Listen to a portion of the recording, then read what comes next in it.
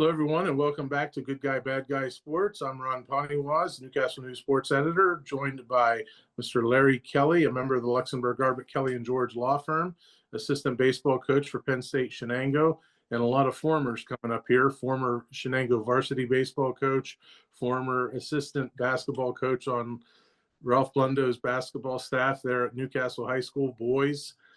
Former Holy Redeemer girls basketball coach back when he had darker hair.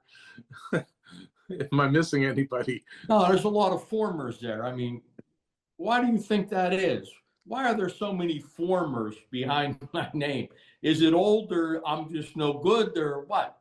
A lot of people are happy to move on from you, apparently. That's true, too. Now, let me ask you a question. Honest to God, you realize football season's over, right? Oh, yeah. Don't you have a favorite baseball team? You can wear baseball gear in the summer. I mean, you're wearing New England Patriots stuff. Really, honest to God. I mean, come on, man. Hey, this sprouted up at the spur of the moment. You know, I come prepared when I know things are going on. But yeah, I have a vast wardrobe, Larry. Who's your favorite baseball team? The Indians? No, the Pirates. I told you many times I'm half and half. I am Patriots, Celtics, Pirates, Penguins.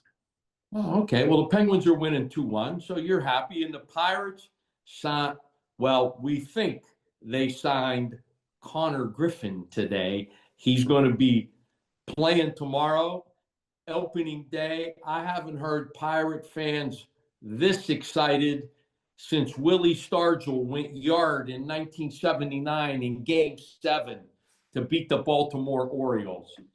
That was even before the Reagan administration. Reagan didn't become president until 1980. I think Carter was still the president in 79.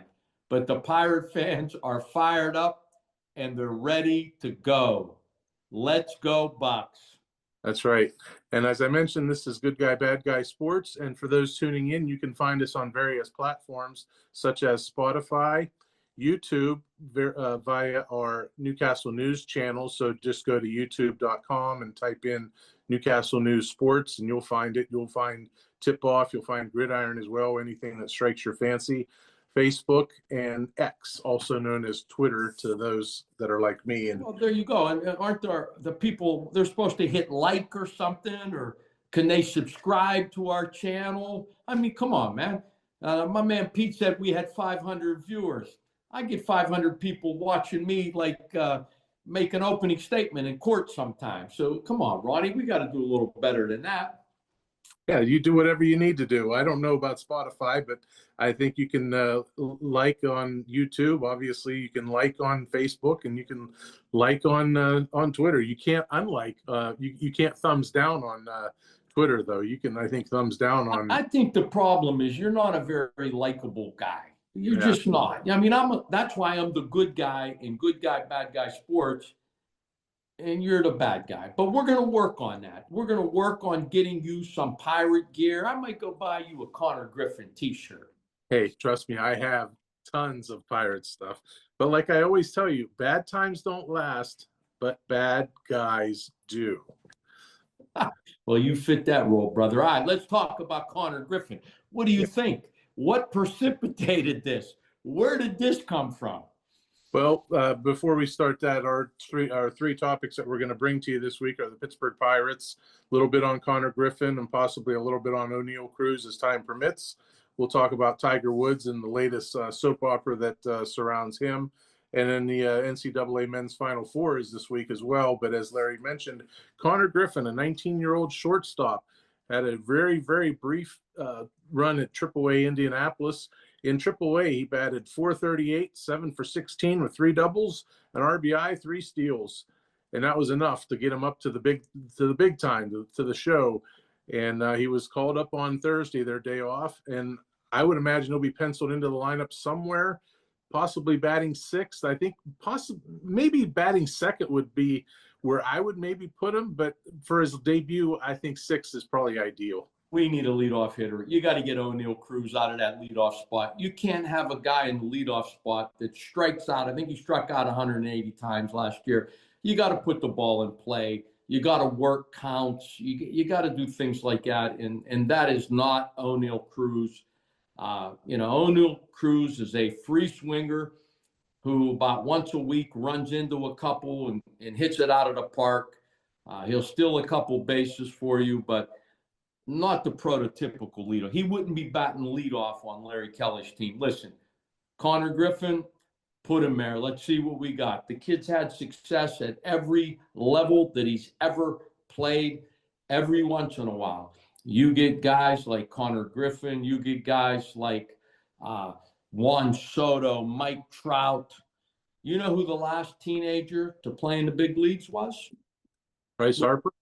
Nope. No? It was Juan Soto in 2018. Okay. You know the last big leaguer to play in his team's first 7 games of the season? Another trivia question for you, Ronnie. You got to come prepared, my man. You got to do a little prep work. You just show up and start saying stuff. Adrian Beltre in 1999 was the last teenager to come up and play in his team's first 7 games. So this is unprecedented. No Pirate has ever done this.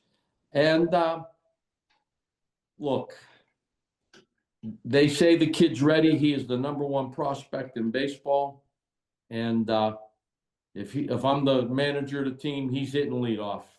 Let's go. Let me see what you got. He's going to play shortstop and hit leadoff.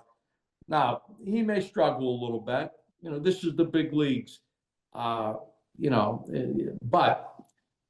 it's a long season.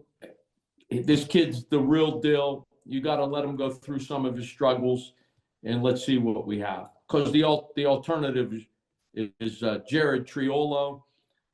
He's never going to be confused with Kel Ripken. You know what I mean?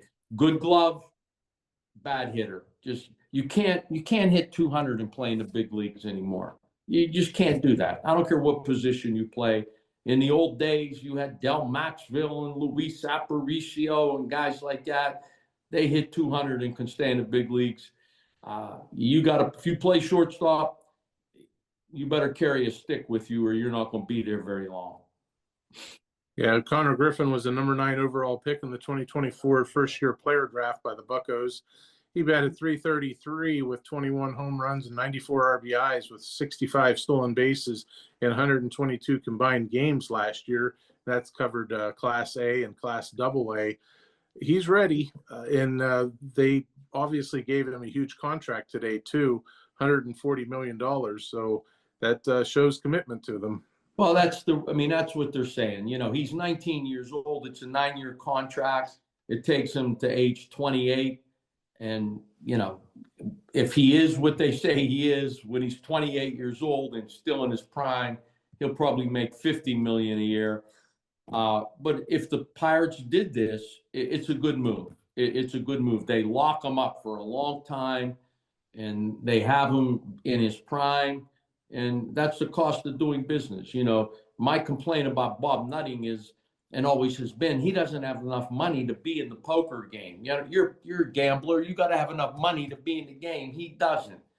But they found it somewhere, and they're paying him. Brandon Lowe is a baseball player. Ryan O'Hearn these are major league hitters. These are guys in their 30s who have proven track records, and you can see what a major league hitter looks like. So while they got Paul Skeens and while they still have Mitch Keller, they're going to take their shot. And I'm a little excited. I can't wait to watch the game tomorrow. Yeah, I read a couple places where people were saying this is the most excitement around Pirates baseball since I don't know when. And a lot of people would say, I don't know when. Paul Skeens, a couple years ago, there was incredible excitement around there. So were people on a remote island or something, or just not a Pirates fan? Paul Skeens was pitching on a team that lost 100 games. How excited are you going to get about that? It's still all about wins and losses, my man. They were still excited for his ascension to the big leagues and what he could do. Well, they were, and he's the best pitcher in baseball. And, it's all about pitching, Ronnie. That's the only thing that concerns me about the Pirates. Paul Skeens, best pitcher in baseball. Mitch Keller is a major league pitcher. The next 3 guys in the rotation Braxton Ashcraft, Bubba Chandler, and Carmen, help me, Mojinski. They have combined 10 career major league wins, those last three guys. Now, in the first week of the season, other than the first game of the season, it was a quality start from all of those guys. It's all about pitching, Ronnie. And if those three guys pitch and continue to pitch well, and it's a long season, my man. I mean, you're talking 30 starts. It's a long season. If you can get quality starts day in and day out from these pitchers, the Pirates are going to be there. They are. But my concern is you got three young guys with 10 major league wins combined.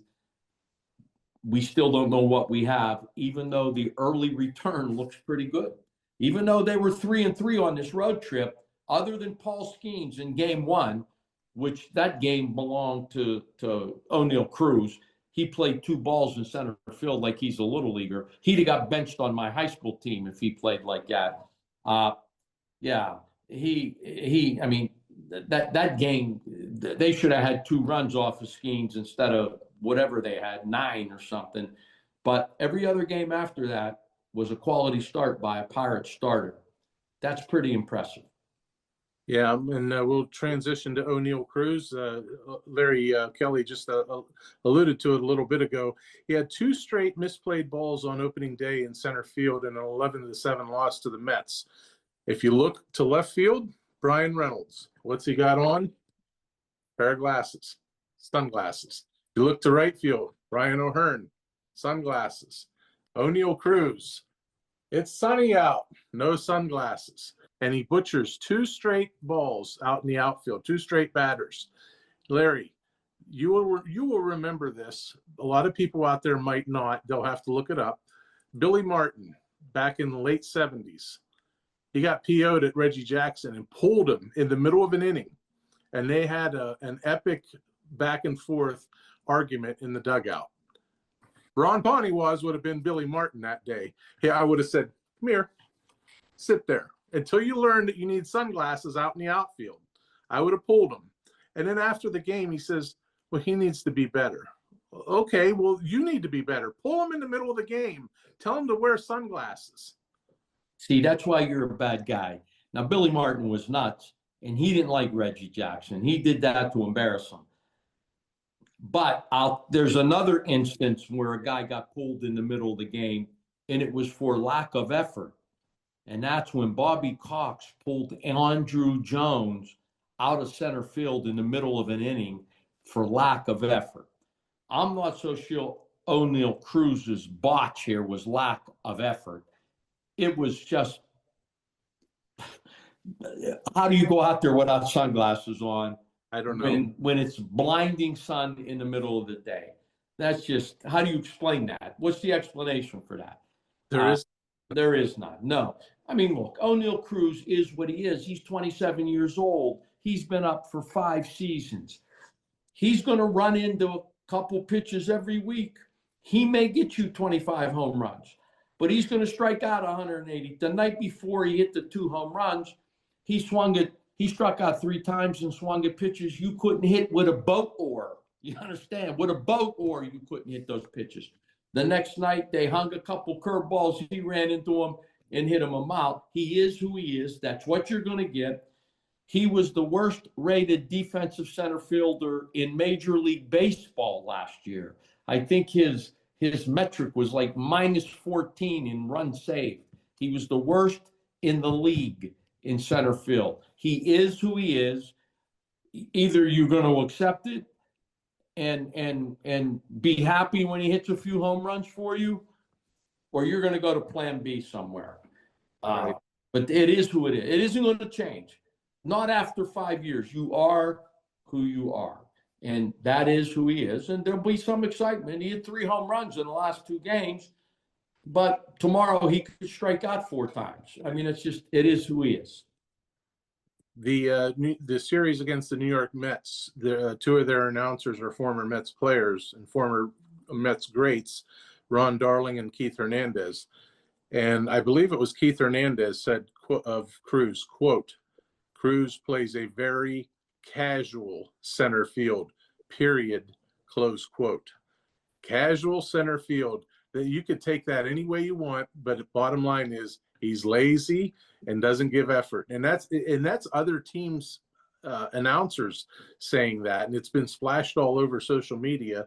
So you could probably find it if you just search Keith Hernandez casual center field. You know, I coached a lot of baseball, and maybe that's one sport I know a little bit about. I can deal with physical errors. They happen. But what I can't deal with is lack of effort. And if indeed it's lack of effort with him, he belongs on the bench. And I can't deal with mental mistakes. And going out there without sunglasses is a mental error. You can't play championship baseball and make mental errors. I tell my teams that I coach, whether it's the collegiate level or the high school level, and I've done both, I want to play chess while the other guys are playing checkers. I want to play chess. Baseball championship teams play chess. What do I mean by that? They work counts. They run the bases. They do the little things that make a difference between winning and losing in a one-run game. You know, they can get a bunt down if they have to. You know, they know how to run the bases. They could sucker a guy to throw behind him so he could take the extra base. It's those little things that make a big difference, and they really make a big difference in a 162-game season. Yeah, the first game of the Pirates-Orioles series, the first pitch is set for 4:12 p.m. on Friday. Both teams enter PNC Park in that three-game series at 3-3. Mitch Keller will get the ball for the Buccos against Kyle Bradish, and Keller's 0-0 with a 0 ERA, as he had a really nice performance on Saturday afternoon at Citi Field. Kyle Bradish is 0-1 with a 3.86 ERA. The Orioles come in the favorite. They are a -126 favorite, and there's an over-under of 7.5. True or false, the Pirates need to at least win 2 out of 3 in this series when there's, as you mentioned, so much buzz and excitement around it. They need to go at least 2-1. Yeah, I agree. They need to go. They're playing at home, and they've always been a lot better at home than they've been on the road. They need to go 2-1. You need to win series. You certainly do. I'm surprised with Keller on the mound that Baltimore's a favorite. Are you getting down on the game? I know you are. Who are you going to bet? Tell our viewers who you getting down on. No, I am not getting down on that. However, getting back to Konnor Griffin in spring training, he was the betting favorite to win National League Rookie of the Year. At the time, he was plus 250. And J.J. Weatherholt, who I've been following because he played at West Virginia University, is now the shortstop, I believe, for the St. Louis Cardinals. At the time, he was plus 450. Well, they moved Griffin to AAA out of spring training. Weatherholt ascends to the betting favorite, and Griffin dipped down to 8-1. On Wednesday, without any knowledge what's going on, that they're bringing up Griffin, I got down on Griffin at 8-1, and I also got down on Weatherholt since I've been following him since he played at West Virginia at plus 450. So I have 2. Here's a little tidbit for you. I believe J.J. Weatherholt graduated from Mars High School in 2021. We played Shenango High School, Mars High School in 2021. And they beat us 20-8. And I think he had about 6 hits and he hit 2 out that game. I remember that game because it was the next day that one of my players showed up at practice with an earring on. And I said, "Oh, take out that earring." And why, coach? Everybody wears earrings. No, everybody doesn't wear earrings. I don't wear earrings, and you're not going to wear earrings to practice. And then they goaded me, and they said, "Well, coach, if we win the Whippeal Championship, will you get an earring? Will you get your ears pierced?" Now, the day before, we had just gotten beaten by Mars 20-8. Our record was 2-2. And I said, "Yeah, that's what I'll do. We win the Whippeal, I'll get an earring." Well, we won 21 games in a row after that. We won the Whippeal, and yours truly got an earring. So that's how I remember J.J. Weatherholt. He's one of the guys that cost me an earring. Yeah, and I remember saying to you, because I think that was a Saturday game, I remember asking you, what made you go for two? Yeah, we got beat up pretty good that day. But my boys, they knew what they had, and they goaded their coach into getting an earring. We were 2-2, and then we won 21 in a row. So pretty special stuff. Big series at PNC Park, a lot of excitement. Konnor Griffin gets his promotion. Mitch Keller is going to start on Friday afternoon. It's the home opening series. So going to be a lot of fans there, and you got a good team in town, the Baltimore Orioles, an American League East team. So as Larry said, he's looking for at least two out of three, and if not a sweep, to get some momentum. I'm not a betting man, but I may get down on the Buccos tomorrow. I can't. What are they? What are they? Plus like 150 or something? What are they? The Orioles were minus 126. I'll find it out for you. All right, let me know. I may have to get down on the Buccos. I'm feeling pretty good about them right now. More than $5 though, you know. I think you can hide. I could go a little bit more than that. Listen, I'm okay with that. Yeah. Feeling pretty good about the Buccos, and everybody else should be. We haven't had anything to be excited about since the Carter administration. So there you go. This is even after Reagan or before Reagan. Before Reagan, yeah. The Buccos are a plus 102 underdog, so plus money. You put down $5, you get a $5 $5.25 back. No, I'll put down a little more than $5 on the Buccos. I'm feeling pretty good about it. Yeah, that's on DraftKings. It might fluctuate between now and the game, so we're looking forward to seeing the Buccos build up some momentum. And while we're doing that, we will take a break, and then we will talk to you about the latest from the soap opera known as Tiger Woods, and we'll do that right here on Good Guy, Bad Guy Sports, so don't go away. We all know there's an advantage to being the home team, to playing at home. And at LGKG, we have been your home team for personal injury cases involving automobile accidents and workers' compensation claims for over 90 years. At LGKG, over 10,000 clients have trusted us to represent them. We know how to present your case to a Western Pennsylvania jury. We know what makes them tick. We know how to win.